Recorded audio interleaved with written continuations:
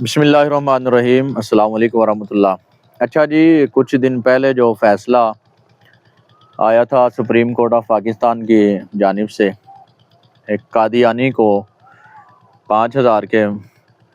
ضمانتی مچلقوں پر جو ہے نا وہ رہا کیا گیا تھا، تو اس کا جو فیصلہ ہے نا وہ بڑا دلچسپ فیصلہ ہے، اس پہ تھوڑی سی بات کرتے ہیں۔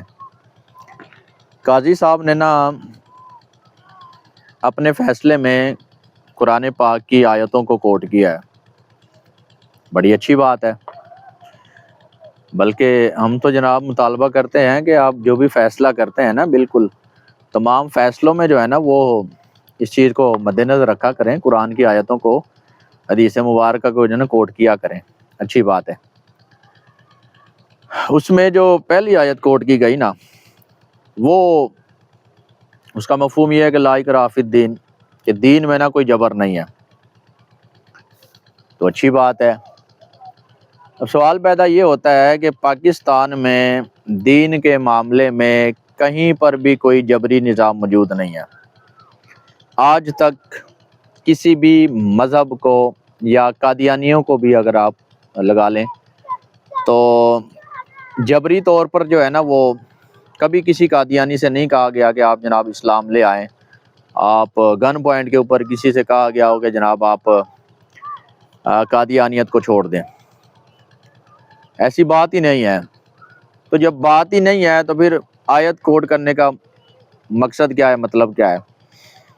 دوسری آیت جو انہوں نے کوٹ کی وہ قرآن پاک کے حوالے سے تھی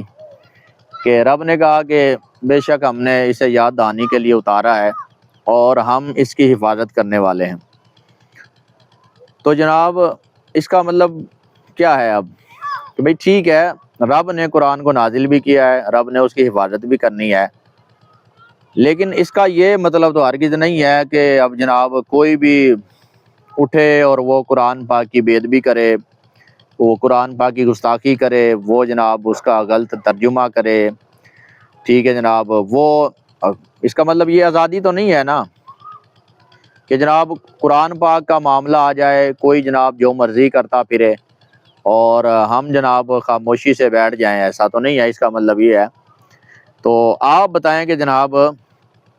اس آیت کا کوٹ کرنے کا مقصد کیا تھا؟ کیا یہ مقصد ہے کہ جب قرآن کی بات آئے، ناموس قرآن کی بات آئے، کوئی قرآن پاک کو جلائے، کوئی اس کی گستاخی کرے،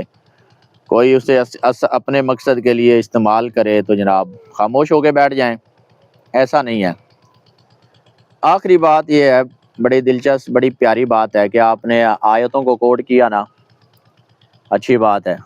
ٹھیک ہے، لیکن فیصلہ قادیانیوں کا تھا نا، تو آپ آخر میں پارہ نمبر 22 کی وہ بھی آیا مبارکہ آپ پیش کرتے ہیں نا، ما کان محمد ابا احد من رجالکم ولکن رسول اللہ وخاتم النبیین وکان اللہ بکل شیء علیما، یہ آیت آپ پیش کر دیں تاکہ یہ اتنا سارا مسئلہ جو ہے نا وہ پیدا ہی نہ ہوا ہوتا، قادیانیوں کے حوالے سے